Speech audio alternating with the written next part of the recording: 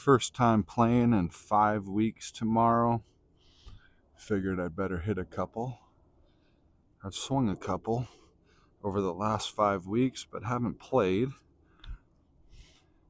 Haven't played in a long time. Been working. Come back to the range for the first time. Not trying to think about my golf swing, man. Just trying to get my body moving. Boy, that was a beauty for the first one out of the gate. Trying to get my body moving, trying to develop a tempo. Just gave a lesson this morning. Good player. But he came to me and he was hitting a couple of the S words. For those of you that don't know the S words in golf, lucky you, because that means that you haven't had them. But the crazy thing is that as I looked at his golf swing and his grip and his stance and all the fundamentals, man, everything looked really good. But he was just trying to hit it too hard. So all I told him is that we were going to slow it down, but we weren't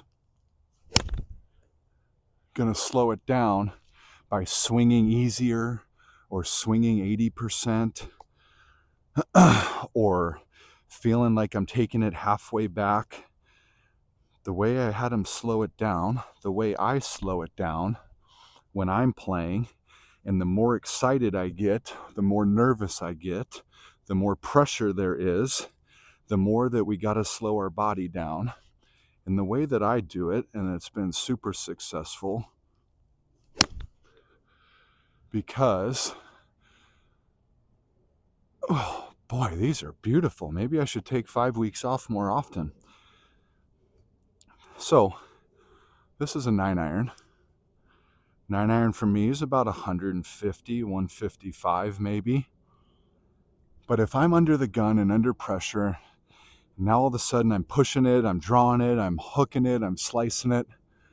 The way we slow everything down is we don't swing it halfway back, swing easier, because then all of a sudden I'm going to give it the decel, hit it thin, hit it right, maybe flip the hands.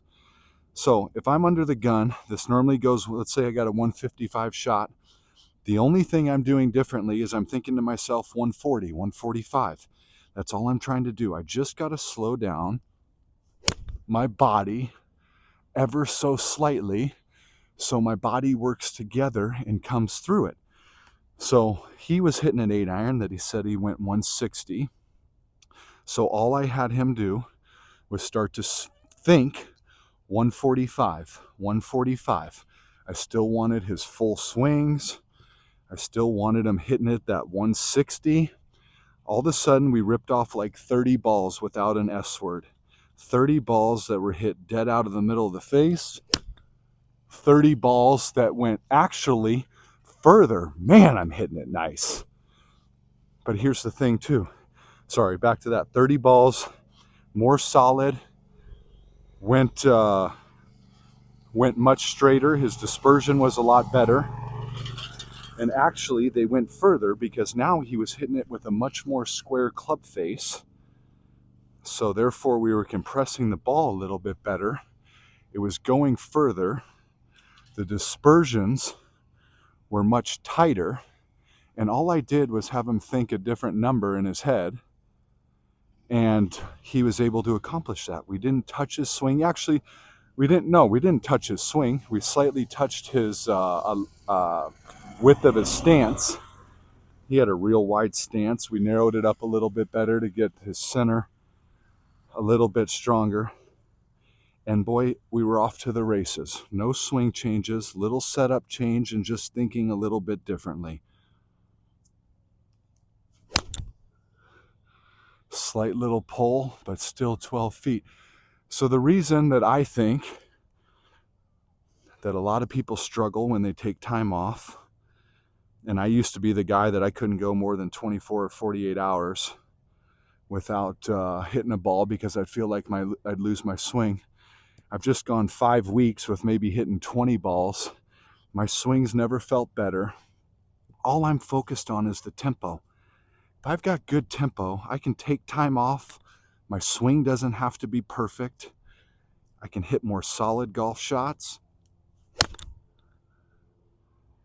and get better results. These balls are all going every bit of the 150 to 155 that I want. Meanwhile, in my brain, I'm thinking 145 because I'm just trying to sync my upper and my lower body together. Can't have you going this way and the hips are back here and the torso's up top because we're coming over. It's the same way I can't have you firing those hips. We don't want to be here. I want to be everything coming through together so we can hit it with the mass of our body. I don't know if that's right, technically speaking, but it's been successful for me. It's been successful for my clients. And so that's what I'm working with. But as you can see, just a 9-iron right here, nice and solid. Ooh, little thin, but 15 feet right of the target, not bad for a miss. So I'm going to go from a 9-iron. I'm going to grab a 5 hybrid, Strixzone, 5 hybrid, favorite club in my bag, 5 hybrid, and I'm contemplating putting a 6 hybrid in. They're just too easy to hit, man. I used to be against the hybrids. Now, shoot, I can't get enough of the hybrids. But what I want you to watch here is just the tempo. That last club, 9-iron, going 150. This is a 200 to 220 club for me. I've got that much room that I could work it, which I really like. But what I want you to notice is the tempo between my club that goes 150 and my club that goes 220. They should look pretty darn identical. Absolutely perfect. Maybe a slight fade. Still on the green from 220. First time I've swung a 5 hybrid. 5 weeks. Absolutely take it. Solid. You know, when I'm warming up too, I don't really care where the ball's going. I'm looking for solid contact. If I don't have solid contact to start, how the hell am I supposed to do anything else? Here we go again. 5-iron, 5 hybrid. I don't want to hit a 5-iron. Back and through. Absolutely perfect. And that's why the boys, when we play banker on the par 3s, they hate when I pull out these hybrids. So, just to give you another example, now I'll bounce real quick to the 5 wood, and we'll hit a 5 wood. This is a 240 club for me. I carry a 5 hybrid, a 4 hybrid, a 7 wood, a 5 wood. But I want you to notice the tempo from the 9-iron to the 5 hybrid to the 5 wood. I'm not trying to rip this ball to the other side.